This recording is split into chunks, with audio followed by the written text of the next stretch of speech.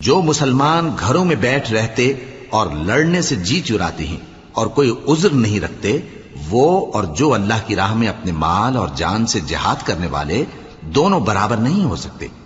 مال اور جان سے جہاد کرنے والوں کو بیٹھ رہنے والوں پر اللہ نے درجے میں فضیلت بخشی ہے، اور بہترین انجام کا وعدہ اللہ نے سب سے کیا ہے، اور اجر عظیم کے لحاظ سے اللہ نے جہاد کرنے والوں کو بیٹھ رہنے والوں پر کہیں فضیلت بخشی ہے، یعنی اللہ کی طرف سے درجات میں اور بخشش میں اور رحمت میں، اور اللہ بڑا بخشنے والا ہے، بڑا مہربان ہے۔ جو لوگ اپنی جانوں پر ظلم کرتے ہیں، جب فرشتے ان کی جان قبض کرنے لگتے ہیں تو ان سے پوچھتے ہیں کہ تم کس حال میں تھے؟ وہ کہتے ہیں کہ ہم ملک میں عاجز و ناتواں تھے۔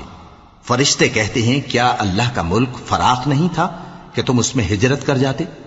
پس ایسے لوگوں کا ٹھکانہ دوزخ ہے۔